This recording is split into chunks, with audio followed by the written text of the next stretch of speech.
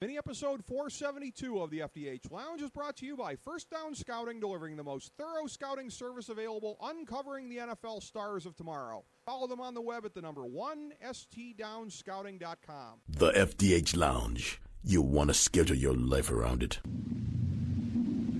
A long time ago, on a gloomy, wet Cleveland spring night, two men stand alone amidst the late-night drizzle. Their voices echo across the vacant station parking lot as they debate the merits of the great American radio show that have been missing for far too long. On that night, an idea was born.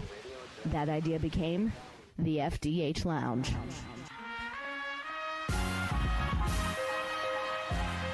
Welcome to the FDH Lounge. Hello, everyone. Welcome back into the FDH Lounge. Rick Morris and Kyle Ross talking NFL, specifically Week 5 with you and breaking it down. Last week for me, on all the games, 6 and 7, 0 and 3 on my big three games, 0 and 1 on my lock, unfortunately, for the year. 34 and 27 on all of the games, a sterling mark. But on the big three, 4 and 8, 1 and 3 on the lock picks. I'm actually 30 and 19 when you take my recommended plays out of it. I don't know how that happened. For Kyle, it's just been a grind of being in the positive every week. A 2 and 1 last week, bringing you to 11 and 6 on the year. A lot of consistency through the first 4 weeks, Kyle. You have been sterling all the way through on your recommended plays. Thank you. We had Tampa Bay outright last week. That was a fun winner. Yep. Had Jacksonville been able to backdoor San Diego like I thought they were going to be able to. Me too. It would have been 3-0. Green Bay, a nice on-the-fly, live on the show call last week. Yes. Made it the winning week at 2 and 1. Yep. And like you said, we've been in the black all 4 weeks, kind of, going 3 and 2 or 2 and 1. But hey, I'll take it every week because at this point, 11 and 6 is what, like 65% almost? Yeah, I mean, obviously so. 12 and 6 would be 67. So yes. Well, I haven't taken a math class in about 15 years, so excuse me there. But, Ricky, I wanted to talk to you about a few things. Okay. Because if last week proved anything, okay, it's that even though, it was another winning week for me, I'm not going to pat myself on the back. I'm here, by the way, live with you this week, so you can see I'm not patting myself on the back. Exactly. It's that we don't really know as much as we think we do about the NFL on a week-to-week basis. The days of Team A just being so much better than Team B are over, with a few exceptions. Oakland and Jacksonville still stink. Yep.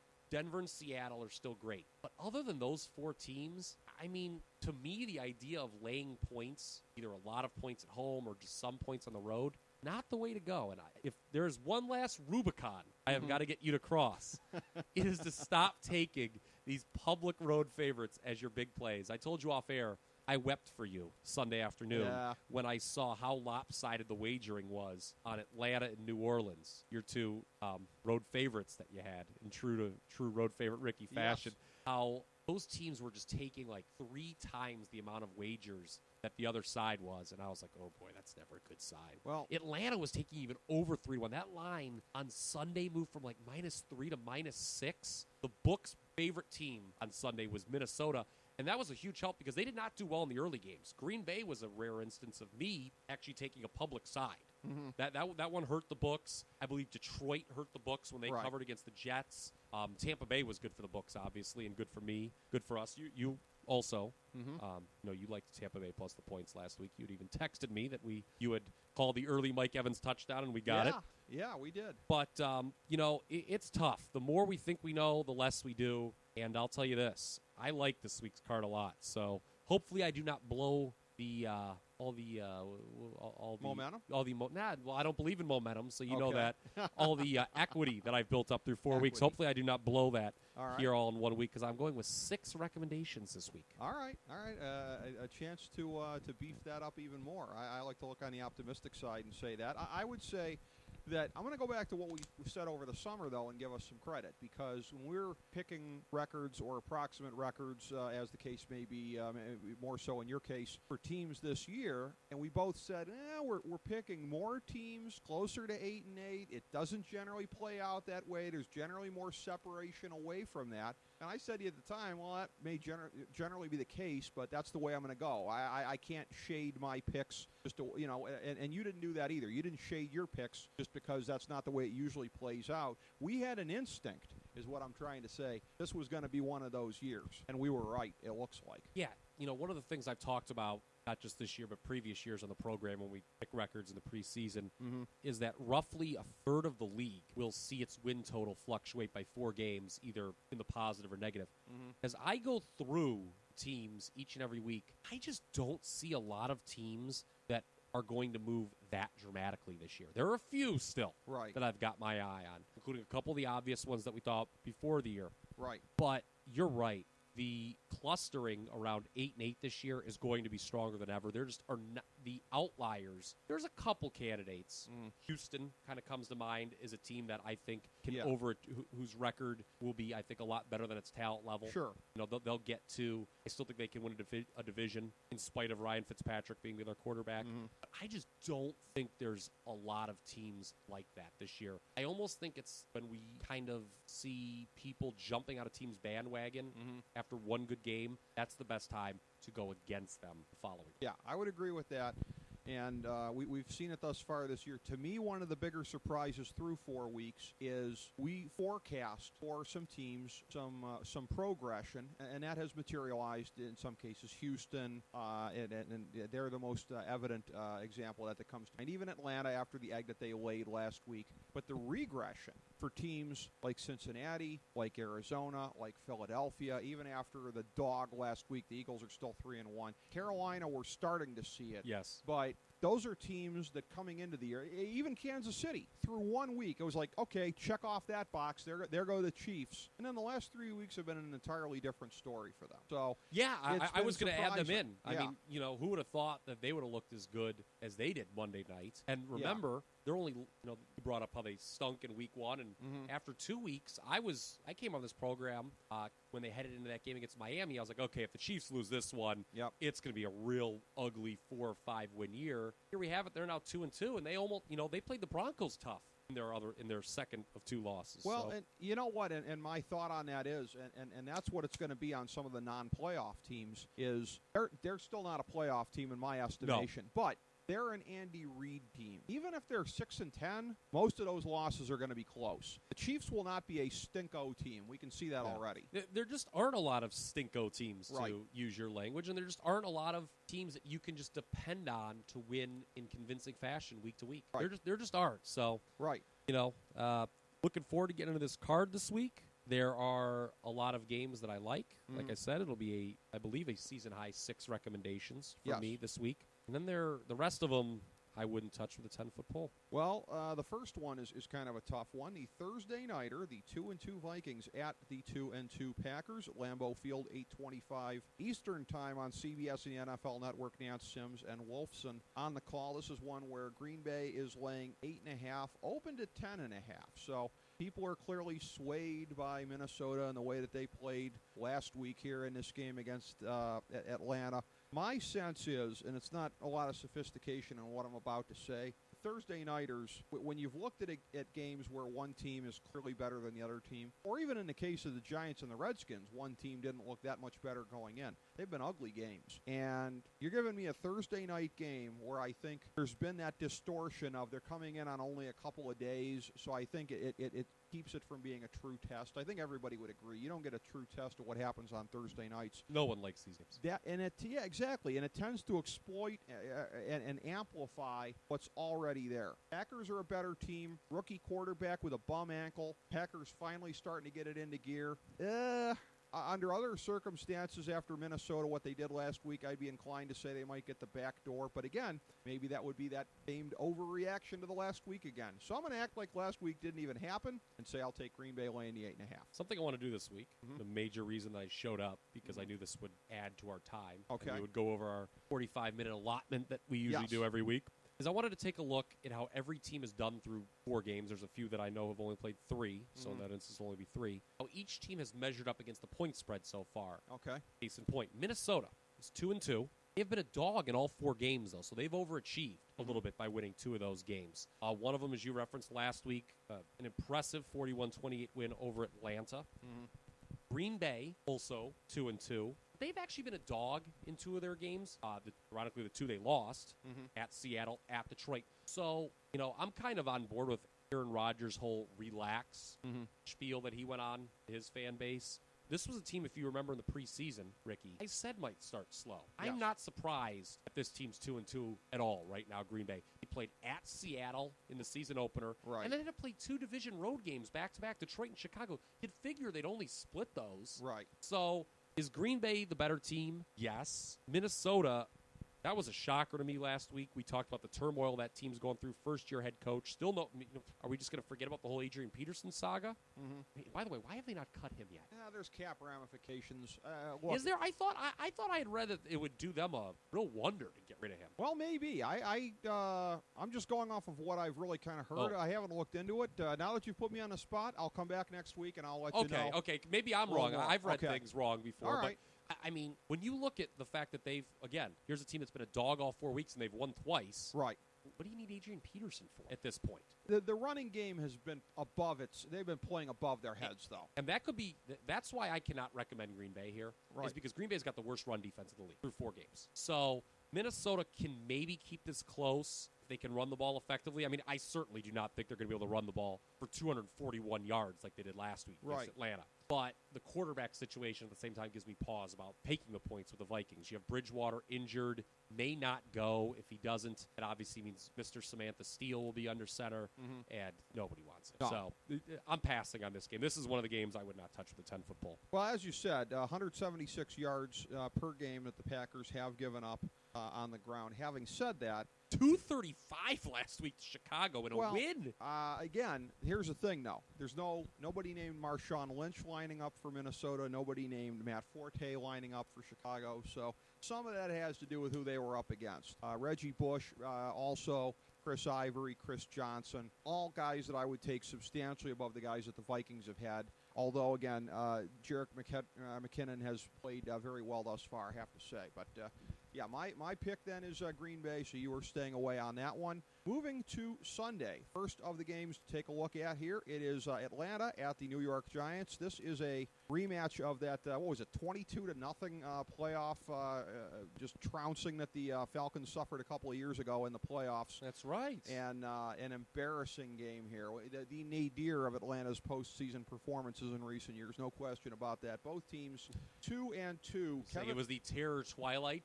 Yes, it was. Keeping with their pavement nickname. Yes, it was. Exactly. Underrated album, by the way. Nice way of tying that together here. Kevin Burkhardt, John Lynch, and the delicious Pam Oliver on the call. Easy for you to say. Yeah, in East Rutherford, 1 o'clock Eastern Time, MetLife Stadium. And this is a game where the Giants have been laying about a pretty steady 4 points all week. This is one where I go back and forth on because, again, both teams, hence their 2-2 records, have been up and down. You say you don't believe in momentum. I say, though, in looking at this, the fact that the Giants' 2 wins have come in their last 2 games, I'm going to go with the case that there is something to be said for adjustments and finally starting to work out the kinks of this new offense. It's really been kind of night and day the last 2 games versus the first 2 games. Atlanta, as we have noted, one of these teams that plays substantially worse on the road. Hello, last week when I was on them. So I will take the Giants laying 4 at home in this one. That shocks me. I would love to make a case for Atlanta here. An Atlanta team that is 2-2. They were favored each of the last 2 weeks, split those games. And they were a dog the first 2 weeks and split those games. So they're kind of right on par. Right. And true to form, they've won the 2 home games, lost the 2 road games. Right. Don't you just get the feeling, Ricky, that this NFC South race, which I believe is going to either New Orleans or Atlanta, will basically come down to which of those 2 teams can pull a couple road wins out of their hat? You got to think so. 2 dome teams. I don't see both those teams making the playoffs. I only see one. Right. Both of them are going to win 6 or more home games. Can one of them get to 3 road wins? That'll be the key. I'd love to recommend the Falcons here, but I can't on the road. You talked about how the Giants have sort of turned a corner offensively. They scored 28 points total the first 2 games. They've scored 75 points total the last 2 games. Yep. We questioned the Giants preseason, and they were a team that had a lot of funny stats that suggested that they could improve or they could decline. They had that horrible turnover ratio last year, which obviously suggests improvement this year because teams that have a bad turnover ratio one year, that tends to improve the next. They also had a horrible point differential last year, thanks to getting blown out by good teams, and that usually tends to signify a regression the following year. Right. So I can't figure them out yet. They do have the feeling of San Diego last year, a team that, remember, new offense, sucked the big one in the preseason, similar to the Giants this year, and then all of a sudden it clicked for Phillip Rivers. He got the new offense. It seems like Eli Manning, a fellow or 04 draft class. Yeah, I was just about to say that. Two of the big three from that class. Is getting it too. So I'm going to pass here. Now, It's funny, you talk about momentum. Mm-hmm. You know I'm the opposite way. Because the Giants have turned into two back-to-back quality performances, I almost tend to think that they're due to maybe take a step back. Okay. And in Atlanta, who, to me, one of the two awful losses we saw in the league last week, only topped by Pittsburgh, who we'll get to later on, would be inclined to be better. But Atlanta I keep coming back to Atlanta on the road, outside, no thank you. Exactly. Both of these teams, to steal a term from the sport of kings, charismatic enigmas. I think we could agree that the Giants and the Falcons would both fit that. Yeah, I mean, huge game for both teams. Yes. Really huge game for both teams because I think the divisions they each play in are wide open and going to stay that way all year. Yep, absolutely. And the next game is a battle of the heritage of the Colts. It's the 3-1 Ravens at the 2-2 Colts. 1 o'clock Eastern Time, Lucas Oil Stadium on CBS. Harlan and Gannon have the call in that one. This is a game where the Colts are laying a field goal in this one, had been 3.5. So clearly the odds makers are figuring more or less neutral, or more or less even on a neutral field. And this is one of the ones I really struggled with the most. Oh, I yeah. really I kept going back and forth on this, back and forth. There are just some things that I find that are kind of fluky in the case of Baltimore. Some things that I don't. Do you think believe are in either of sustainable. these teams? No, not that much. I mean, I did pick Baltimore to be a wild card coming into the season, and they look more like it, not just because they have a game lead on Indianapolis, which, by the way, again, this could be, and you and I both picked Houston to win the division in the AFC South. This could easily be a key game later in the season when it comes to wild card positioning. Yeah. Should the Colts find themselves in that pile, as we think they might or will, then you're going to have that. For the Ravens, the rushing game with Forsett and Taliaferro, flukish, I think, at this point. Unsustainable. Steve Smith's pace, flukish and unsustainable. Thank you. Having said that, I'm a bitter Torrey Smith owner. Him being down and out is also flukish and unsustainable. So he's due to progress while you get some regression from the other forces here. But again, it's a fantasy tip, folks. Yeah, I kind of. But in terms of evaluating the offense, that's a net downward spike for Baltimore to say that Torrey Smith's going to go up, but a lot of the other factors are going to go down. They're just kind of due on that one there. Neither team really seems that legit at running the football these days, although it's easier to run on Indianapolis right now than it is Baltimore by about 20 yards per game. Back and forth on this as I look at it. In the end, I'm going to bet on Andrew Luck. He hasn't really needed the running game to this point in time. This is the epitome of what a spread offense can do, and the ability to put it in there to a lot of different guys. 9 different receivers caught the ball last week against Tennessee. That's how you do it without a legitimate running game. Andrew Luck versus Joe Flacco. Give me Andrew Luck at home. But it's a tough call. I'll say Colts. I'll take the Colts laying the 3. We're starting out with the games I don't like. Okay. But first, let's do this. Baltimore. So I was down on Baltimore more than you were. I did not have them making the playoffs. Mm-hmm. I thought they were lucky when they won the Super Bowl 2 years ago. Mm-hmm. I thought they were lucky to even be 8-8 last year. They're now 3-1. Kind of have a little egg on my face. I've gotten into some ill-fated arguments with random people about the Baltimore Ravens that I'd rather not get into at this point.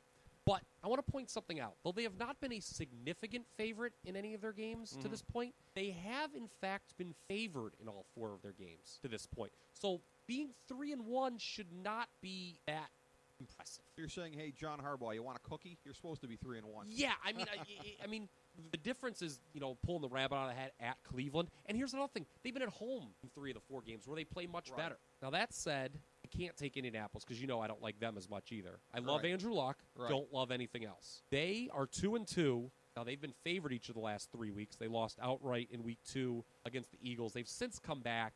And I'm not going to put a lot of stock into them blowing out Jacksonville or Tennessee, 2 teams that might be pretty bad at the end of the year. I mean, we talk how there aren't many stinko teams. Right. Those teams might be kind of – Jacksonville is stinko. Yes. Tennessee, when it's all said and done, they might be stinko too. Right. Interesting trend. All 4 Colts games have gone over, in case if you like to play totals. Just throwing that out there.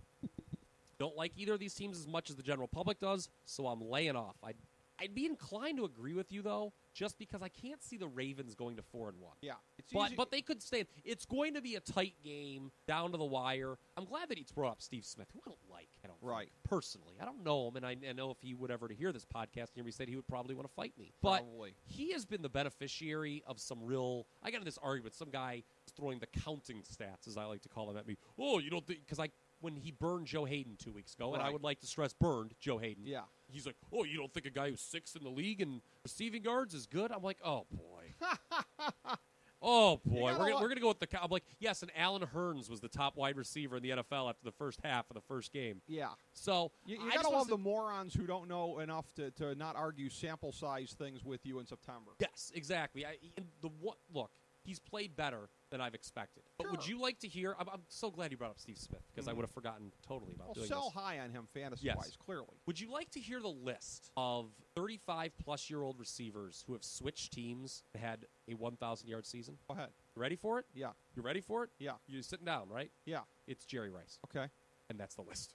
What? No Alvin Harper or anybody? There have only been, I believe there have only been 7 that have over 500 yards. Okay. So you talk about regression. I'm with you on Steve Smith, especially coming off an emotional high of last week against Carolina, where he caught a fluky tip ball, too. Right. He had another long touch. Didn't he have that long touchdown against Cincinnati? Yeah. That was also sort of kind of just a up-for-grabs bomb. Right. So I'm with you.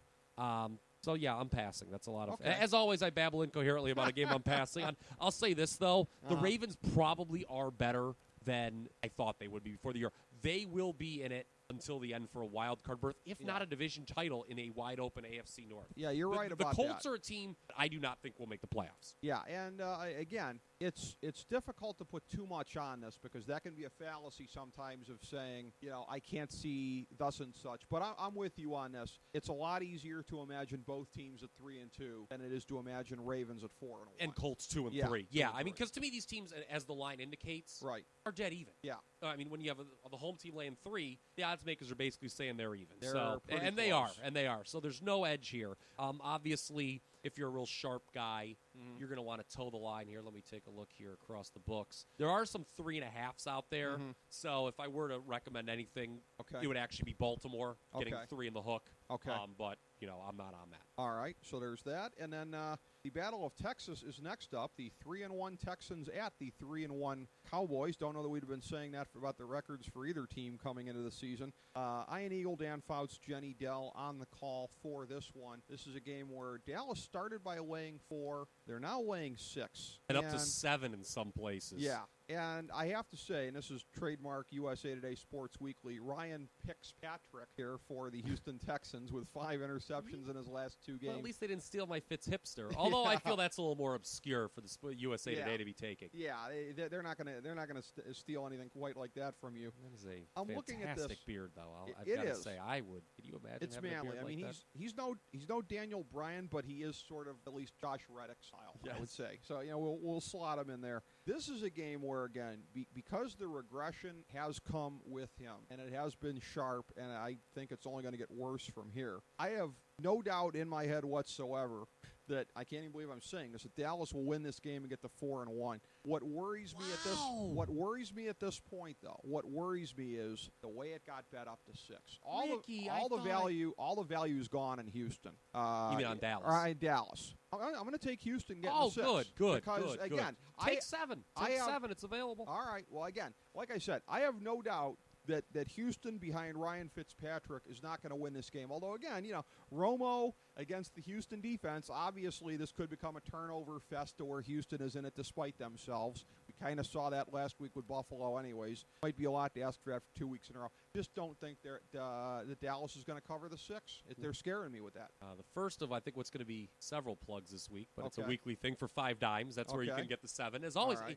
I'm not paid by them at all. I'm just trying to help people out. I mean, obviously, online betting can be kind of scary. Yes. They are the highest rated book. Just so you know. I mean, I'm just, I don't know anyone there. I've always noticed they have, for the sharp players, they kind of have the best lines. Right. So you can get 7, but it's 6 everywhere else here. What do you say it's time for a recommendation here, Ricky? Okay. Because it is. I liked your breakdown of the game. Okay. The value is all on the dog now. Yep. This is based on Dallas winning a national TV game in shocking fashion against New Orleans. You're telling me. I mean, that was as good as they've looked in years. It seems that they've almost got everything figured out. Isn't that when it's time to go against the Cowboys? Yep, pretty much. Let's talk about Dallas. They have been a dog 3 times, only favored in that comeback game against St. Louis, and it was a slight favorite. Right. So, and they're 3-1 straight up, so they've clearly overachieved to this point. But I think I've mentioned this on the show before to you. If not, it was to some random person. I apologize. On the street. But it's been odd to me that through 4 games, the typically overvalued Cowboys have not been overvalued. Like I said, they've been a dog 3 times. Yeah. This would be the first time all year that they're what I would consider overvalued. Okay. The public's on them. The value's with the dog. Houston, in spite of Ryan Fitzpatrick, is going to keep winning. This is kind of the overachiever game. Remember we talked about who are the overachievers going to be? Yeah. We both thought Houston was going to win that division. So Yes. this is a game that they would steal. Yes. That, kind of following suit there. I give Houston a chance to win this game outright.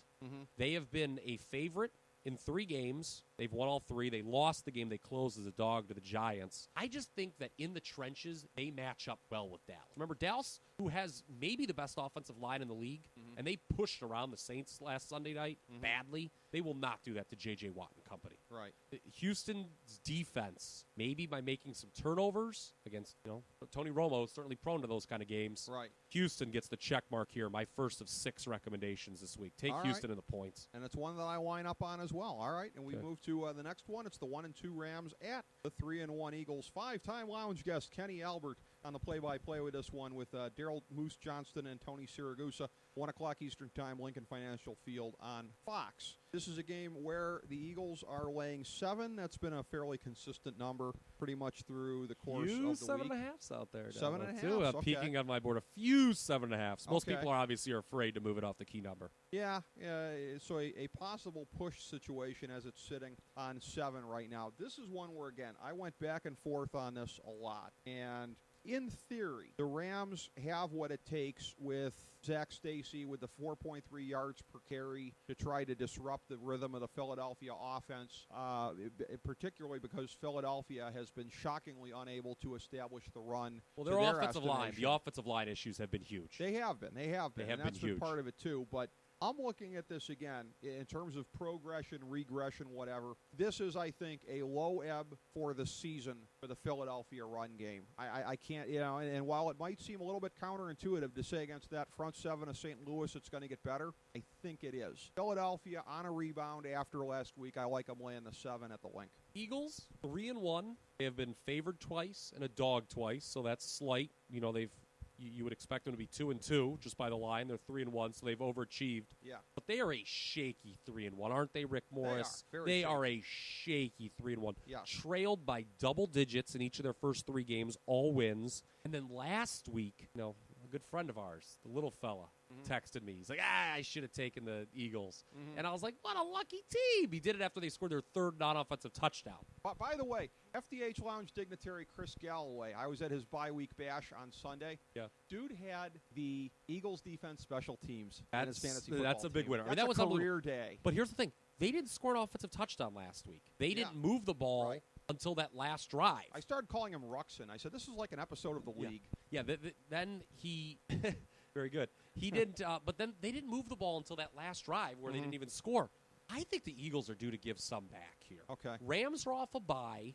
They've got, that defensive line, which has underachieved a little bit to this point. But don't you think maybe they can contain an Eagles offensive line that's sort of in tatters? I know Lane Johnson's supposed to be back, right? His 4-game suspension would be up if I'm counting correctly. But the Rams are off a bye. They've, they easily could be 2-1 had they not blown it against the Cowboys. They've only been favored the 1 week, and they got blown out by the Vikings in week 1, when they had the quarterback injury occur. And they've split the last 2 weeks as dogs.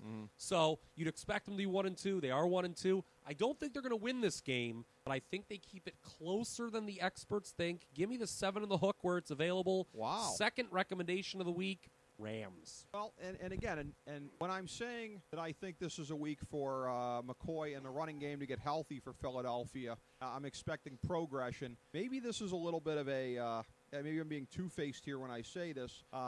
because St. Louis is due to get better than what I'm about to cite, but 155 yards per game they have yielded on the ground thus far. Now, granted, they have at this point in time gone up against the likes of Adrian Peterson back when he was still in the NFL, and DeMarco Murray, the non-person.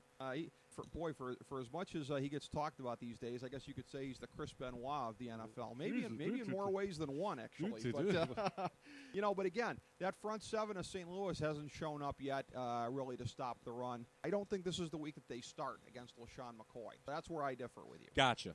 I just think off the bye, the Eagles are kind of a phony 3-1. And remember, I said the Eagles would not win this division. There would be some regression. Yep. Maybe an outright loss could be in the cards here.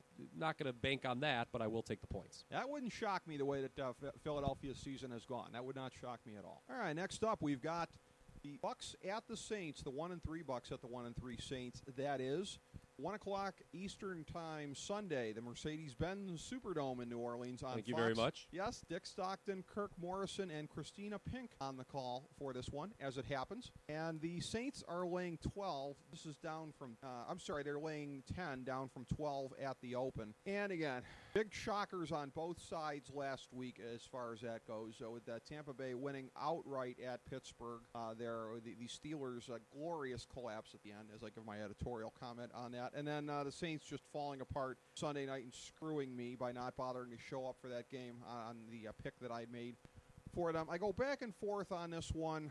What I'm looking at right now, it's going to make me say lay the 10 points. The Saints at this point in time, and I will credit USA Today Sports Weekly for this insight, they have one takeaway to this point in the season, and they've been a disproportionately turnover-heavy team the last couple of years. That's been it. How horrible is Jarius Byrd been, by the way? Yeah, he's really underachieved. I mean, this Saints defense has been nowhere near what it was supposed to be coming into this year. I look at something like that, and again, this is one of these things where we always say that turnovers, it's kind of an unscientific thing. You look at that, you can't really put too much on it, but the Saints are way behind where they should be in terms of that. And a young quarterback in Mike Glennon coming in on a high after last week, we were kind of reading the biorhythms correctly, I thought, with Tampa Bay going into Pittsburgh. Didn't think they'd win outright, but loved them plus the points. Yeah, exactly. And I say this week they could be due for their own letdown in the Dome in an absolute must-win game for the Saints. I'm not comfortable with it, but I'll lay the 10 anyways. Whereas Green Bay, I am not too concerned about their 2-2 start and how it will impact an impending playoff run. I'm starting to get a little nervous about New Orleans. Big difference between 1-3 and 2-2. Especially because we talked about Green Bay had actually been a dog in 2 of their 4 games. 2 division road games. They had to go up to Seattle as well. So 2-2 is not that horrible. New Orleans has been favored in all 4 of their games, and they're only 1-3. So this is kind of possibly the most. I think it's fair to say that New Orleans is the most disappointing team through the first quarter of the season. Now, they were a road favorite in 3 of those 4 games. Okay. It just goes to show. We talked about this earlier when we broke down the Atlanta game. It just the NFC South is just going to be decided by who can win a couple road games between Atlanta and New Orleans. Now, I'm not playing this game because, first of all, it is astounding to me that these teams have the same record. Tampa Bay opening the year with back-to-back losses to backup quarterbacks, Derek Anderson and Austin Davis. And they get humiliated by Atlanta on Thursday night. Yep. They come back, do upset Pittsburgh. So there's kind of a natural letdown there. By the way, Tampa Bay was favored in its first 2 games. They've been a dog in the last 2. So, at 1-3, that's kind of disappointing anyway.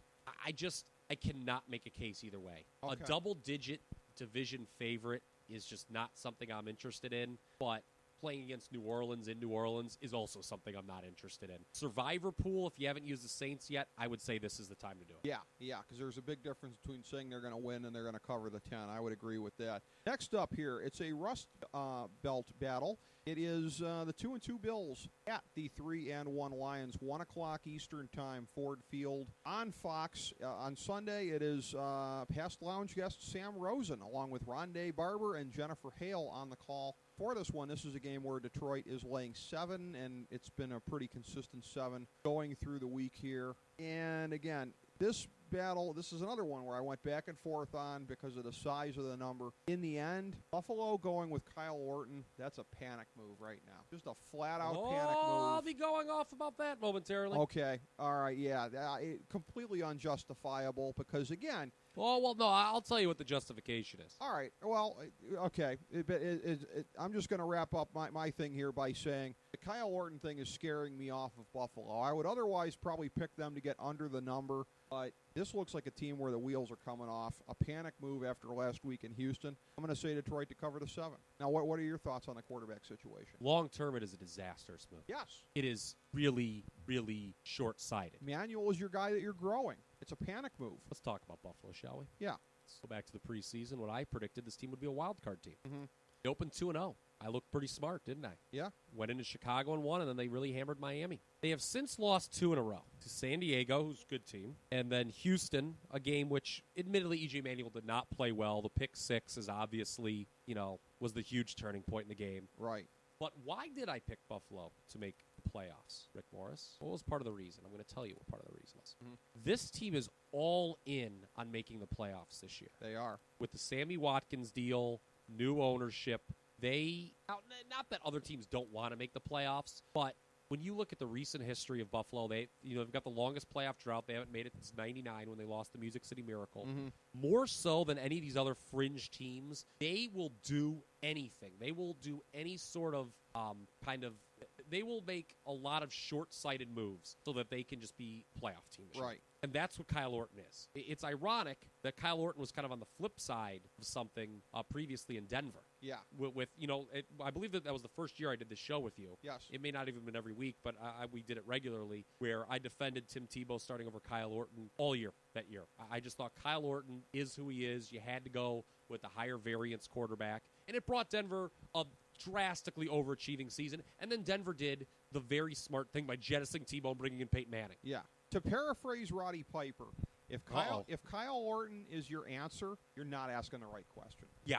Now, the question here is, can Kyle Orton get this team to the playoffs? No. I don't think he can. Although the AFC East, due to what appears to be impending decline of the New England Patriots, may be a little more wide open than we thought. Right. Buffalo, 2-2. They shouldn't be. Here's what's frustrating. They're 2-2. They shouldn't be that upset about it. I would have expected them to be 2-2 at this point in the season. Here's the thing, and I'm going to recommend them plus the points this week. By the way, you can get 9 at 5 dimes. Wow. Here's why. Let's say they've made the move to Orton. Let's say this week goes terrible for them and that they get blown out, don't cover. What in God's name happens next? This was a team that was 2-0, and in the blink of an eye is now 2-3, and Doug Marone's on the hot seat in new ownership. I just think Buffalo, I'm not picking him to win. By the way, I should probably mention that Detroit is really good this year. Right. But especially at Ford Field. Yes. I just see Buffalo hanging around, maybe a backdoor man situation. Mm-hmm. Maybe they just test Detroit. Detroit has really impressed me the last 2 weeks by sweeping a pair of games that I would not have thought they were swept. Beat Green Bay at home, went to the Jets last week and really controlled that game. We talked about the old Lions, the Jim Schwartz Lions, probably would have lost that game last week at the Jets in a letdown I would spot. admit that, yes. They're 3-1. They have been favored only twice, so there's been slight overachievement. Detroit's a team I'm kind of liking a little bit more. Mm-hmm. That being said, I just think that I can. If Buffalo were to get blown out here, it would just be so awful. It would just be a disaster of epic proportions. They're at least going to keep this one close. Give me the points with Buffalo, although I don't feel good about it. One thing about both teams here, they've both been among the very, very best in the league against the run. Bill's given up 71.5 yards per game. It's 80.8 yards per game for Detroit. Having said that, there's a tendency to lump both of them in terms of being teams that have, if not great, above average 1-2 punches. I'm here to tell you, and again, and I'm a frustrated C.J. Spiller and Fred Jackson fantasy owner, but give me the Buffalo combo over the Detroit combo. If for no other reason, then you talk about hipster guys in this league. Is there a bigger hipster pick out there in fantasy the last couple of years? You want to punch in the face the self-congratulatory douche at your draft who gets Doik Bell. I got the guy that's getting the real action in Detroit. Yeah, 3.2 yards per carry. Congratulations on that. Doik Bell, biggest hipster pick in fantasy probably the last 2 years. Detroit has not run the ball for more than 115 yards in any game this season. Yeah. 3 3 of the games there have been at 88 yards or less, and that 115 was against Green Bay, who's got the worst run defense in the league. And this one ain't going to be the breakout against Buffalo. No, it won't. That's the thing.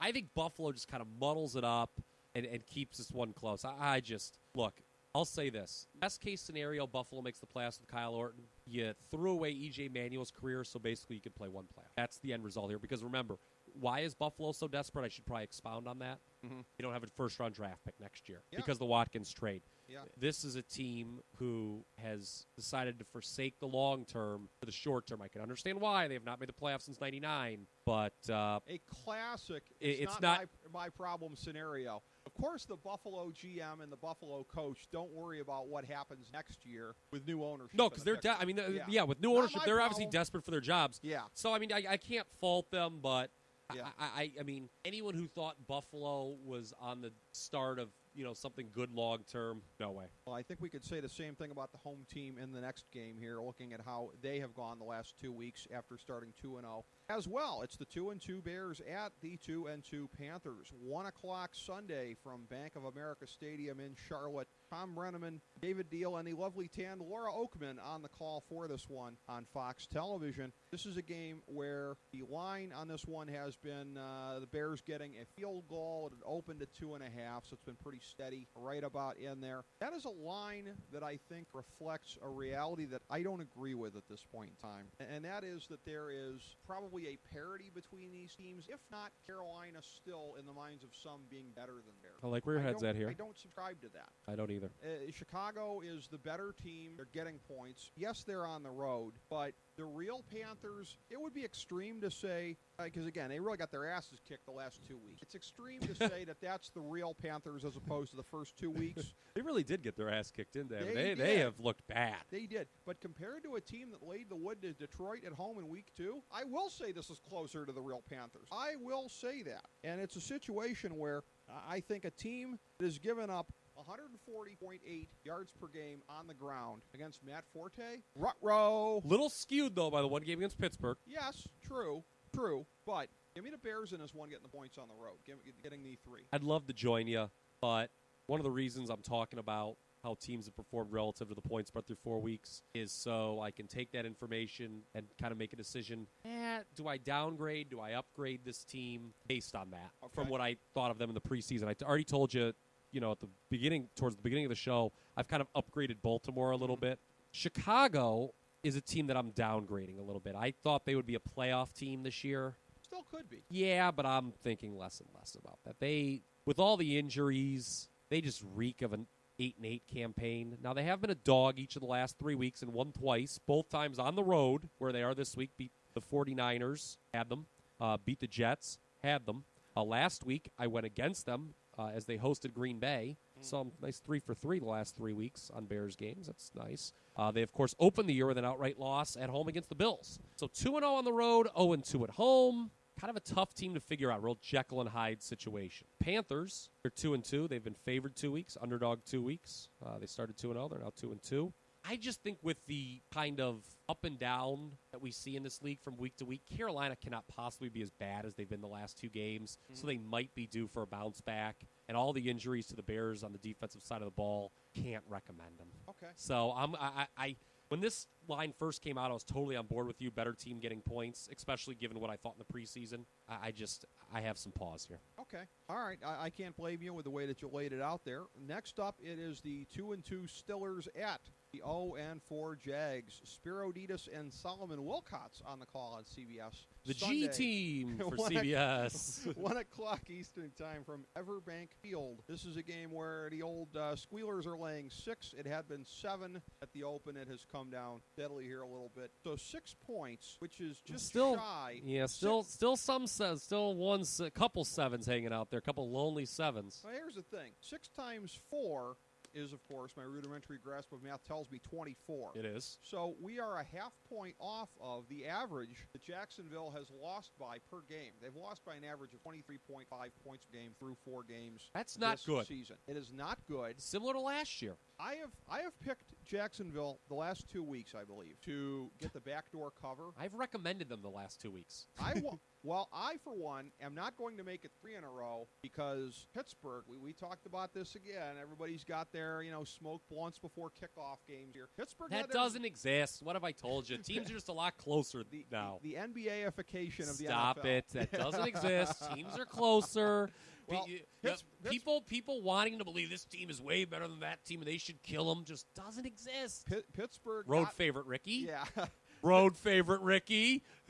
Road favorite Ricky. Pittsburgh is a road favorite in this game. Oh, good God almighty. It's not a recommendation. Hold your horses, but I don't have any horses. Again, they got that sloppy game out of their system last week against Tampa. I think they're going to be out for blood against what has been a defenseless Jacksonville team through 4 games. I cannot do anything other than say take the Squealers laying the 6. Jacksonville's 0-4. They have been a dog in all 4 games. They have not covered any of those 4 games. They are obviously the worst team in the league. Pittsburgh. The Oakland Raiders might say hi, by the way. Jacksonville's worse than Oakland. Not by a lot, but they've been worse. Pittsburgh 2-2. Favored twice. A dog twice. They've split the 2 that they were favored. They've split the 2 they were a dog. So they're kind of in that middle of those up and down, what's a large group of up and down teams, while Jacksonville's at the bottom.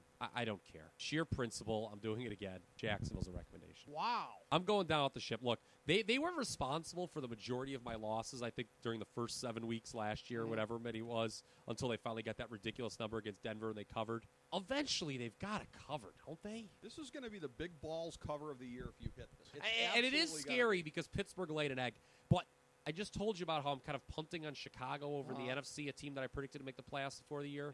Kind of feeling the same way about Pittsburgh, a team that is being compared to the recent Dallas Cowboy teams. That's never good, although ironically Dallas is better this year. I mean, this team is just... They're just an 8-8 season waiting to happen, Pittsburgh. As much as I loathe the urine-covered towel and everything that goes with that franchise, I have to say, in fairness, in the AFC, we're going to start ruling teams out. I'm not going to rule them out, but I've downgraded them. Okay. I said they'd win the division before the the year. blows chunks, It does. So, I said they'd win the division before the year. I'm kind of coming off that. Well, yeah. Starting to Cincinnati and Baltimore both are better. Have looked way better, definitely. No question about that. Next up for us, it's the Joe Montana Bowl. The 2-2 Chiefs at the 2-2 49ers. 4:25 Eastern Time, Sunday on CBS from Levi's Stadium in Santa Clara, California. Greg Gumbel, Trent Green, Evan Washburn on the call in this one here. And you have a 49er all friends team. of yours, I'm sure. I don't know any of them personally. I do know if Trent Green at some point gets injured during the game, that Kurt Warner perhaps will be there to come in and finish it for very him. good, very good. And never give the job back. Oh, yeah, exactly. He won't yield it. He'll move up from the NFL Network to CBS. Yes. The Niners are laying 6.5 in Did you know that Kurt Warner used to stock shelves in Iowa? I've heard that. That's a rumor. Yes. Grocery stores. Yeah, exactly. I have heard a thing or two about that. Niners laying 6.5. 4.5 at the open, which seems kind of curious to me that it would have spiked like that given the shocking performance that the Chiefs put up against New England. And again, this is a game where, you don't want to be overly influenced by what just happened in the last game here. You don't. But I'm taking the points in it because, again, at 6.5, I mean, this is almost a borderline why ask why. I should almost be taking San Francisco in this game because I'm befuddled that Kansas City would be getting this many. But it's what I said to you earlier in the show, that I don't feel like I was vastly off on Kansas City. They're probably going to win a handful more games than I thought, but still not be a playoff team. I still think they're a 6-10, 7-9 They team. might be, but here's the thing, though. It's possible to be a non-ugly. Well, most 7-9 teams are non-ugly. 6-10, you're sort of separated into the ugly and the non-ugly. And an Andy Reid team is not going to be an ugly 6-10. I mean, Kansas City is going to hang even in the games that they lose, notwithstanding the opener. The opener at this point looks like an outlier. I don't think Kansas City wins this game. San Francisco is in a lot more trouble than I think they are. And I've been the guy saying, don't panic, people. I've been doing the Aaron Rodgers routine about the 49ers, and I'm going to continue to. This is just like the Dallas-Houston game in my mind. There is no doubt in my mind the 49ers win this game. But I don't like them laying 6.5. It just seems like the way Kansas City's been streaking lately, they're going to stay within that. I say take the point. I could not believe Kansas City's off Monday night. I could not It's a believe hell what I was of a watching. 1-2 punch at running back, though. Yeah, I mean, it really is. I mean, Niall Davis, who has a little fumbleitis, he's a good running back, though. I mean, he was good. I mean, showed in signs Arkansas, yes. in Arkansas, he was very good. Yes.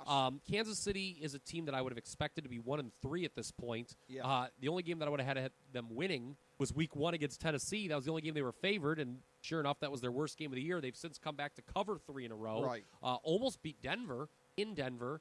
They've since They started their turnaround in a loss, basically. They've since waxed Miami and waxed New England. Short week, though, here, heading out to the West Coast. That does them no favors, but with the number being bet up and the 49ers being a little flaky to this point, they've been favored in all 4 games. They're just 2-2 straight up. Never mind, also 2-2 against the spread. And, that's and what I'm looking at right here is actually giving them a cover last week against Philadelphia. Your results may vary there. So I'm not counting it as a cover. Yeah. So, I mean, you're not. Yeah, I mean, I'm very bitter about that. So this is a game that I crossed off pretty quickly. Okay, I can't blame you for that one at all. This is a tough one. All right, next up, folks, we have the 1-3 Jets at the 3-1 Chargers. Real AFL historical battle here. 4:25 Eastern time. Thank you, Chris Bourbon. Yes, from Qualcomm Stadium in San Diego. According to USA Today Sports Weekly, Greg Gumbel and Trent Green on the call for this one. USA Today Sports Weekly, of course, also listing Greg Gumbel, Trent Green, and Evan Washburn simultaneously in Santa Clara calling the 49ers Chiefs game. So, which is it? Have they cloned these guys? Has technology gotten to that point? What's it going to be? Or did USA Today Sports Weekly have a misprint? Personally, I find cloning to be more plausible than USA Today Sports Weekly having a misprint. So the technology perhaps has caught up to that. Maybe it'll be Bryant Gumbel. Maybe it will be. Quite frankly, Josh Gordon is a young man that made a mistake. Bryant Gumbel and NHL defenseman Mike Green on the call. Yes, that's what it's supposed to be. Yes, exactly. That's what they meant to say. In this one, San Diego's laying 6.5 down from 7.5 at the open. This is one where, again, I went against the Chargers last week. Thought that Jacksonville would get the back door, as did you. They were in position to. Bortles threw a late interception when they were driving. They were. And that would have given them the cover. You and I'm going to give us credit. You and I have been way on San Diego, more so than the average tout coming into this year. I have them number 3 in my power rankings. Yeah. And look at their schedule in front of them, with this, including this week.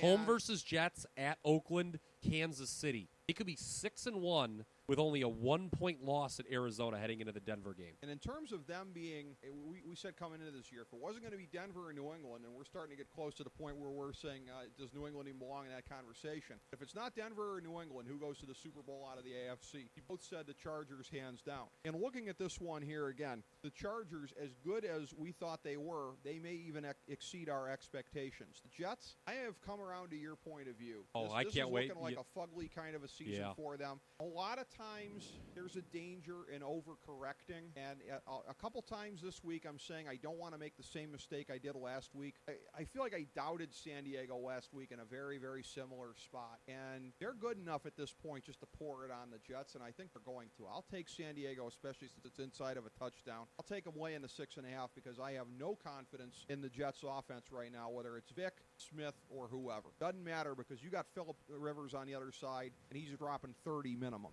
Said a lot of things the last several weeks with you on the show. Some of them smart, some of them not so much. But one of the things I'm proudest of saying, at least right now as we speak about this game, is remember in the preseason, or maybe even before week 1, when I talked about the Jets, you kind of referred to this a few moments ago. I said that they would win week 1 in Oakland, and they did. And then I referenced a 6-game stretch, which we are now in the middle of. Yep. That would see them going up against Aaron Rodgers, Jay Cutler, Matt Stafford, Phillip Rivers, Peyton Manning, Tom Brady. Hello. I said that would not go well for them. It would lead to some fans calling for Mike Vick. That's already begun, although it's not. I don't think it's reached its apex yet. That's going to happen in a couple weeks when they keep losing. Because I thought their only shot at a win during this 6-game stretch was the back-to-back home games the last 2 weeks against Chicago and Detroit. They have lost both of them. I give them zero chance of winning this game. This would be my number 2 pick for Survivor. I can't lay the points just because San Diego's 4-0 against the number now. They're due to not cover probably, especially with this stretch of sort of underwhelming opponents. There is a tendency, I know I said, teams are closer than you think, and I'll keep with it. There is a tendency for, one of these games to be closer than the experts think. So I'm not going to lay the points with San Diego, But Phillip Rivers against this Jets secondary has a chance to be a really awful afternoon for Rex Ryan. It's going to be interesting because the Jets are great at stopping the run, but San Diego doesn't ever run the ball. Right. So, this is, I think, like the best run defense against the worst rush offense. So San Diego's going to be a one-dimensional offense. The problem is that one dimension is Phillip Rivers going up against a horrible injury-riddled secondary. He's going to be able to make enough plays. The Jets have no one that can cover these San Diego receivers. Chargers win. I think they're heading to 6-1. Remember, they were up, double digits on Arizona in that Monday night game? Yeah. I'm telling you, that Denver-San Diego game is going to be real interesting. I think it's a Thursday night game, too. Yeah. On October 23rd, it is. Yeah. So, yeah, San Diego's one of the very few teams in the league right now that I can see winning 11 games. And again, we talk about this, an 8-8 league, more clumping up towards the middle. This is one of the games that belies that because San Diego is way towards the one end of the spectrum, and the Jets, while they're not under the line with the Jaguars and the Raiders, at this point they're not far off from I that. think they're a regression. Remember, I predicted them to be probably lower than anyone. I said 4-12. Yeah. I didn't see anyone Yeah. picking the Jets to have a worse record. So a 1-6 start is kind of paramount to that. And remember, last year they won all those close games. Right. And So far this year, every game has been decided by 8 points or less. They've been on the wrong side of 3 of them. Yep. So the regression's already kicked in. They might just get. There is the chance of them getting housed here. Yeah. Although I'm just not going to lay the points. Well, that's going to be my pick. I got San Diego laying the 6.5. We move next to the Sunday night game. It's the 3-0 Bengals at the 2-2 Patriots. Huge line move alert here. Okay, 8:30 Eastern Time, Gillette Stadium in Foxborough on NBC. Michaels, Collinsworth, Tafoya on the call. Yes, this is one where it opened as a pick. No. It actually opened -3 New England. -3? Yes. Okay. All right. All right, I'd seen an opening as a pick, and that is a huge move. Well, the pick is the reposted line after Monday night. Okay. They posted this originally before Monday night. Oh, okay. New England -3. I gotcha. For just home field advantage. All right, because I didn't even look until after Monday night. All right, so it's gone from that to the present status of the Patriots getting a 1.5 in this game. And this is just a thing where I just look at this, and it's not scientific at all because, again, I've got Cincinnati as number 2, I believe, presently in the FDH Lounge Power Rankings. By the way, you can find those every week the same place as the show, the FDH Lounge blog, the FDH Lounge multimedia magazine, the FDHLounge.blogspot.com. To me, all the value is out of going on Cincinnati in this one at this point with the line movement here. This is not scientific at all. But based on how New England played Monday night, I just can't see things going further in that direction. I have a hard time just envisioning what the AFC looks like with New England at 2-3, a division that's going to be won by default, it looks like at this point. It'll clearly be won by default if they go to 2-3. And by the way, you heard it here first. If New England goes to 2-3, this division will probably be the first one in the history of the league to be won with 7 wins. I'm calling it right now. So even if New England wins this game, you think they're only an 8-win team? Well, no. But if they lose, because I refuse to rule them out of the division because the division is pathetic. If they lose and they're 2-3, they might have a hard time getting past 7 wins, but I could still see them winning the division at 7 wins or somebody taking it from them in a tiebreaker. I just, again... Aaron Schatz made a good case for the Bills this morning, believe it or not. I'm doubling down here, which is sometimes a very dangerous thing to do, but I'm going to say the Pats, even after... And again, I toyed with making New England a recommendation last week. I would say thank God I didn't, but what difference does it make? I was 0-3 anyways. So, but it's still doubling down to say I'm going to be on them again. I understand it's a short week. Backs against the wall. We're going to see what they're made of. Since he's off a bye. 3-0. Yeah. 3-0 against the spread, too. 6 days rest versus, 14. It's dangerous. Notwithstanding all of that, I'm on the Patriots. I think this is going to be a defining game for where this team goes this season and maybe even into the future. Cincinnati, 3-0 straight up and against the spread. All 3 games have also gone under. But is this 3-0 start as great as some are making it out to be, Rick Morris? They beat Atlanta and Tennessee at home the last 2 games. You'd expect them to win those games. The Baltimore game is very impressive. Winning at Baltimore. Yeah. But that was a tough back-and-forth game. I'll give them credit there. I think I had them losing that game. Yeah, I did. But even off the bye, I don't care. As you know, I have 6 recommendations this week. I have made 5 so far. That leaves 1. Talk about that simple math we always reference. 6th recommendation this week will be the New England Patriots. Anytime you see a line move like this, give me the other side of the public. Okay. I know New England has not even really looked good in any game here. But Case to be made that they're due. Well, Minnesota, but that was special circumstances. Yep. First post-AP game. since '03, off a loss, New England 34-5 straight up, 29-10 against the number. This will only be the third time since '03 that New England is a home dog. Only 3 times in 11 seasons. One of them was last year. Do you know which game that was, Rick Morris? The infamous comeback game against Denver. Yes. Cincinnati 1-4 is road chalk last year. This is one of those. They're a team. They're almost kind of like a New Orleans or Atlanta. I know they're an outdoor team. Cincinnati, great at home. They won all their games. I mean, they've won now 10 straight at home in the regular season. Right. But on the road, they're a little shakier. I just think this is a classic circle the wagons game for the Patriots. If it's not, you're right. I don't know what to think about the Patriots. Give me New England, 6 of 6 recommended plays this week. In terms of perceptions also, I want to talk about that before we move on to the games that involve my big 3 I should say this. recommendations. I mean, New England has obviously been favored in all 4 games. Yeah. But 3 of those were by a field goal on the road. Right. Now, the other game, big favorite at home against Oakland, they didn't cover there either. So, I mean, it's obviously been an underachieving start. Yeah. But again, like New Orleans, they've played 3 of their first 4 on the road. So Right. let's, if they lose this, it's time to hit the panic button. Well, but a circle the wagons home victory, that's certainly who can see that? The other thing, too, is that everybody looks at this, and with the Bengals having allowed exactly 11 points per game on average. Oh, the vaunted Cincinnati defense, they found a way to overcome Mike Zimmer not being there. When Who you talks like that, by the way? Well, people that I'm mocking right now. Okay. That's a voice for people that I am mocking. Does somebody really talk like that? But I want to point this out. Even after the fugliness of New England's Monday night performance, defensive yards per game allowed. The Bengals, 352.7.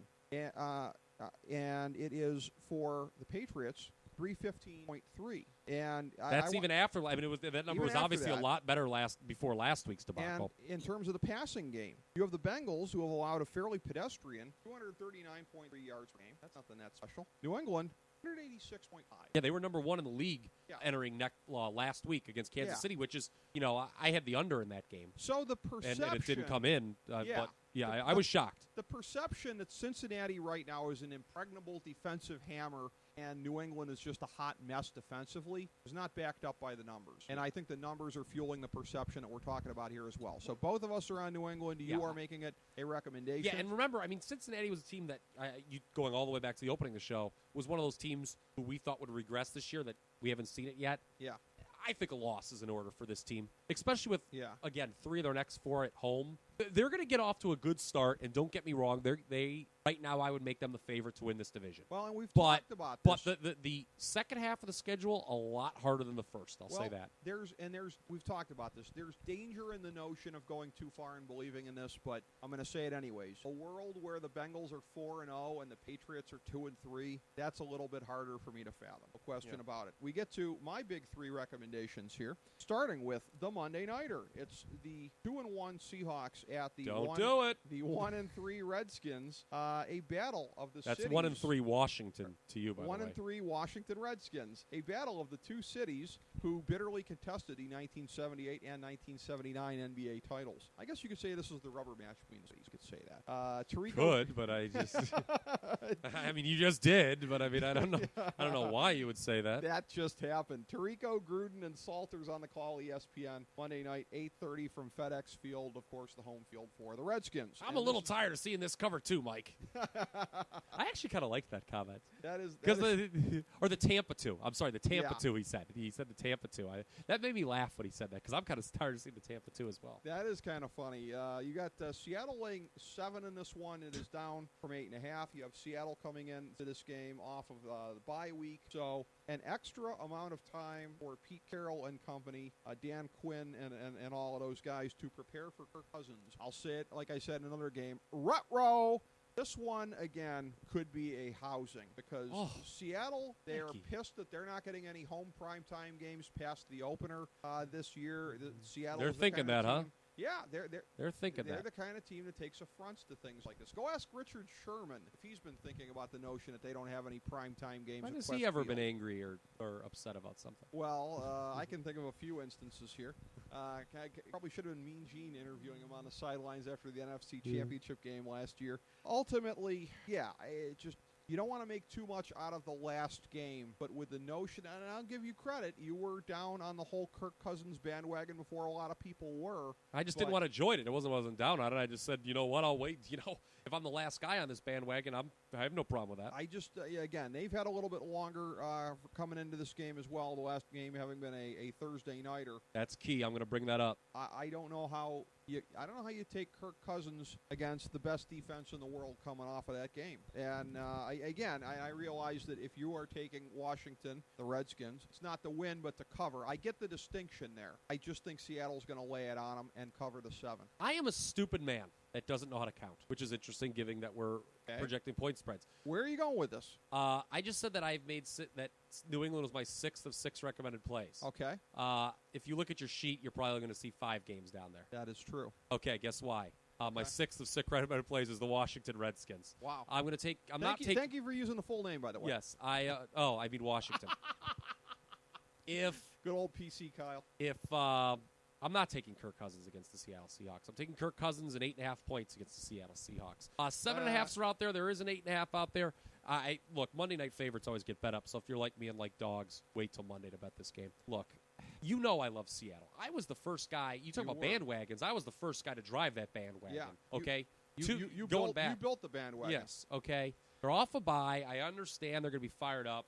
As many times as Cousins turned the ball over against a pedestrian Giants defense, going against this defense, I mean, Earl Thomas and Richard Sherman have to be salivating. But that being said, a couple trends here that I'd like to bring up. Going back to a playoff game a few years ago, where RG3 got hurt in his career, kind of has hit the skids, Washington has now lost 13 of its last 14. Pardon me. Yeah, 13 of its last 14, as my math continues to go all over the place. 13 of its last 14 conference games. Okay. Like that's got to turn, doesn't it? Now, like you said, I'm not picking them to win straight up here. Right. But, Rick Morris, teams coming off a Thursday night loss this year have done quite well. How well, in fact? Green Bay in Week 2 won straight up against the New York Jets. Okay. After that, we saw the Pittsburgh Steelers look bad against Baltimore, came back the following week to win in Carolina. And then we saw the Giants last week. We saw Tampa Bay, who got annihilated by Atlanta. They came back and won outright at Pittsburgh. Again, not saying Washington's going to win this game outright. This is just too many points in today's NFL. The Redskins, look, they're 1-3. That's kind of disappointing for a team that I thought would win the division. And I said Redskins again. And there I just said it again. But Washington has been favored in 3 of its 4 games. Pardon me, just 2. They've just been favored in 2. They were favored at Jacksonville, housed them. They were favored last week. That did not go well. But then they split a pair of games. Then they have lost the 2 games they were a dog in, Houston and Philadelphia, on the road. I just think as a home dog, it's too attractive. Seattle may just get caught looking ahead here. They're 3. By the way, Seattle 2-1. They've obviously been favored in all 3 games. Looking ahead off a bye? Yeah, who knows? I don't know. I mean, what's Washington going to impress them? Okay. Well, They host Dallas next week. That'll be fun. All right. I just think, Seattle obviously going to be favored in every game, so at 2-1, they have not lived up to the point spread so far. Okay. Well, Seattle is going to be the first of my 3 recommendations. I just think my token road favorite. Yeah, pick I just think the whole Rick Morris, they're going to kill him this week. Those plays have not gone well. They haven't. They have not gone that well. But on the other hand, Kyle Ross, aren't they due to start turning around? I love where your head's for up. A little progression. Yeah. I'm using your own theories against you. I love it. The next game. So's the Republican Party. I am not taking a road favorite in the next game, but I am taking a favorite. Go figure. It's the 2-1 Broncos hosting the 3-0 Cardinals. 4:05 Eastern Time. Sports Authority Field at Mile High in Denver. I knew you'd be on this one. I knew you'd be on this one. Fox's A-team, Buck, Aikman, and Andrews on this one here. Denver laying 7 and have been 9.5 at the open. I am, but you should at least approve of my reason for this one here, even if you don't approve of the pick itself. This is the first time this year I'm not going to hate this pick. Okay, this is the first time this year that I have made one of my Why Ask Why picks a recommendation. I believe I'm 1-2 on those for the season. And of course, going back over a period of time, my Why Ask Why picks are whenever I really don't get it in terms of the line, and I'm just going to go the other way because always assume that smart guys know more than you do. This one opened at 9.5, and in my estimation, with the way Arizona's played thus far, how does it open above 5 or 5.5? I understand it's at Denver. OMG, they're on the road. Got to tack on extra points. But still. That's the way it works, Ricky. You do know that. Even with the That's the way it works. I don't know if you should be mocking those people. Yes. Well, yeah. But I just feel like there's a lot of bloat in this, and it's come back to 7. But I don't get how Denver's laying 7 to Arizona, and I feel like. Again, now, the one thing, too, I feel like Arizona, as good as their record has been, at 244.7 yards per game through the air, I feel like they're due for a little bit of progression. And who's going to be their quarterback this week? That's a great secondary. As of now, it looks like it's going to be Carson Palmer. Oh, yeah, I mean, it's 50-50. I'll tell you what, whoever their quarterback is, he ain't as good as Peyton Manning. I'll tell you that much. I understand that, but the Arizona's defense, and again, it's a poor man's model of it, but as has been noted a lot, there are a lot of similarities to their defense and to Seattle's defense. And we've seen through at least 6 quarters out of 8 in the last year how Denver has stacked up against the Seattle defense. I just don't get how Denver is that big of a favorite against Arizona. I think it's going to be a close game, but like I said, the extent to how much I don't get it, the extent to how much it confuses me, is making me go on Denver. Because I'm just throwing up my hands in the air and I'm saying if I feel that strongly about the spread, I'm probably wrong because I usually am. So, give me Denver laying the 7. Ironically, this is the one favorite that I don't hate on this week's card. Okay. Denver's a public team. Arizona's not. That's simple. That's why they're laying what they are. Okay. Denver has not covered the spread this year, by the way. 0-3 against the number. Okay. Their only loss was the only game they were an underdog at Seattle before the bye. Their offense has sort of gone down each week. Not sort of has from 31 to 24 to 20 points. They haven't figured out what to do with Monty Ball. It has been incompetent play calling from Adam Gase. Arizona has gone under in all 3 games. They are 3-0. They have been a dog the last 2 weeks. Upsets over the Giants in San Francisco. They did not cover the one time they were a favorite at San Diego, at home against San Diego on Monday night, won 18-17. They have given up only 45 points total. I would never recommend a big favorite like this, I don't think, and I'm not going to this week, but I do not hate your pick this week at all. I think Denver's going to put a surprisingly high number of points up on this Arizona defense. Okay. Now, Bruce Arians has made me look like a fool now for a year and a half. Yeah. Really, 2.5 years going back to that year he was interim with Indianapolis. I mean, I don't know if it's that hipster hat, but this guy all of a sudden has become the coach of – this guy's become Vince Lombardi. Guy who I just don't understand how this team just keeps covering and winning with Drew Stanton has been their quarterback the last 2 games. Yeah. Well, part of and that, they beat San Francisco. Part of that Kirk Cousins, Brian Hoyer, Sparty nexus that we talked about last week here. Those guys They've beaten San Diego, the Giants, and San Francisco. Exactly. This team is not going to regress to the degree I thought. Right. They're going to be a team who I think fights, but ultimately falls short of the playoffs. Bruce Arians, 8-8 probably. A guy who gets it done, notwithstanding the fact that on an average week on the sidelines is dressed worse than a starter at the Cleveland Metro Parks golf course. I mean, this guy does not have any sartorial flair at all. Oh, okay. And yet, I say that wearing my, black Red Wings shirt and shorts, but then again, I'm not an NFL head coach, so there you go. Yeah. I'm not holding myself up as any kind of a model for what to wear or what not to wear, certainly. Thanks, Scotty Bowman. Yeah. I'll tell you, he was always a very snazzy dresser. He was. Behind the bench. Thank you very much. And Scotty Bowman, I believe, the greatest coach or manager of all time. Well, just my estimation. Yeah, you would. Well, he did it in different eras. He did it with the Montreal Canadiens of the early 70s. He did it with the Red Wings of the turn of the millennium. He bridged different eras, Kyle Ross. You know what those heroes all had in common, by What? the way? No one watched. Oh, you got to go to the hockey hater card on me. Wow. Yes. Kyle Ross playing the heel road fan again here on me. All right, well, that, I'm sure you're nice with the mocking gesture here. Here's your chance to heel on me for my 1,000-star gold-plated lock of the millennium for NFL Week 5. Nothing like picking the game where the line just came out. Yeah. It's the 1-2 Browns at the 1-3 Titans. 1 o'clock Eastern Time, LP Field in Nashville. Andrew Kettle on Steve Tasker, Steve Berline on the call for this one. Yeah. I don't know if this is the F team or the H team. I don't know. I have to have my CBS score sheet out here. Yeah. We're in the alphabet with FDH, are they? Exactly. Yeah. As we tie it back in. Very good. Browns in They're this G. one. Yeah. Browns are getting 2, up from 1.5 at the open. Again, not to oversimplify, but the better team's getting points in this one. Again, I understand it's a road game here, but for once, I'm not. I don't know why you're mocking, by the way, like 50 years of handicapping by like saying, oh, yeah, I know we have to give the home team 3 points.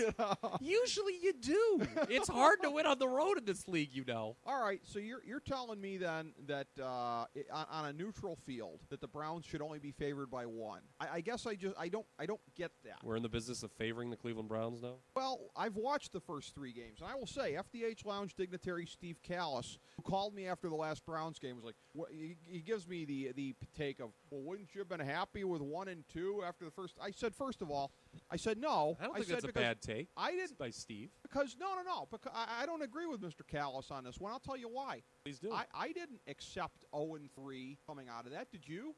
They're No. guaranteed to be 0-3. No. I never believed that. I thought, but 1 and 2 was realistic. But like I watched the games, and they pissed away 2 of them. So how can I be, as a Browns fan, and it's hard they to also, separate. they stole one of them maybe, although they played well in the first half. Yeah, so there's that. I mean, they hung with New Orleans. I don't think there was They anything. didn't just hang with them; they beat them. Yeah, I don't. A recommended play by yours truly. Yeah, and I don't think there was anything stolen about that game there. The Ravens won. I will tell you from watching it, there's a lot of games where, and you know what I'm talking about. You watch games, you see certain plays, and it's just like, that's it. They're not going to win the game. The Browns had like 4 or 5 of those against Baltimore. Yeah, and they came from all phases. Yes, they did. By the way, they would not be any better right now if Johnny Manziel. No, they wouldn't be. They wouldn't be. But the thing of it is, the thing that's weird about the Browns, defense worse than we've expected, yes. Offense better than we've expected. This is a great take by you. And it's kind of an odd thing. Their offense 3rd in DVOA according to Football Outsiders, the great Football Outsiders. Who would have thought that? Exactly. I mean, and they've done Given that, you'd think they would have a winning record. Well, yes. Jordan Cameron, I don't know if he's probably not going to be 100%, by this week. Interestingly, Ben Tate coming back may represent a setback for the running game if it means there's going to be less Isaiah Crowell because he's the best guy on the roster. Ooh. The wide receivers have been better than we thought. In short, the Browns are more likely to progress defensively than they are to regress offensively. And in this game here right now, I don't think it's very close. Well, I mean, it's not like the Browns are 12-4 and the Titans are 4-12. I don't mean to imply that, but I mean, as far as, it's a coin flip about who's the better team. Really? When Tennessee can't even figure out who their starting quarterback's going to be, and when it might not make much difference based on what we've seen thus far, give me the Browns. My Browns getting 2 on the road. Not a homer pick, but it's one that just jumped out at me. How are the Browns getting points? I just don't understand it. It must just be the simpleton thing of, they're 1-2. How good could they really be? And, if they'd played an extra game like the Titans, maybe they'd be 1-3. I just think it's a lot of simplistic analysis that's putting the Browns and the Titans at rough parity right now. They're not roughly par. You would make the Cleveland Browns a road favorite against another NFL team. If that team is Tennessee, who you said before might be down there with Jacksonville by the time the year's over, that's what we're heading for. And I'm a big Coach Wiz guy. But what have they done after the opener, Kyle? They've been atrocious. Why did he take this job and not the Detroit job again? I don't know. Bad move by him. Real bad move. Coach Wiz, taking a whiz. Huh? Coach Wiz, it just... All right.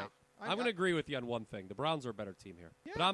But as a guy who watches far too much of this team, yeah, this is not my team. I've never been a Browns fan, but I've always lived in Cleveland. Mm-hmm. This is the kind of game that they just gut punch the fan base and lose. This, to me, I am stunned that this is your top play. This was the first game. I don't really like the card that much. This was the first game I crossed out. Really? To me, this is a coin flip game. Here's the problem. Tennessee... Look, I could have said this going into last week, and they got annihilated with your boy Chaz Whitehurst under center. But the clipboard Jesus, as he's some sort of affectionately known as, they have been awful the last 3 games. Yep. They've lost by 16, 26, and 24. Yep. That's not good. They lost here. Good God, where do you go from here?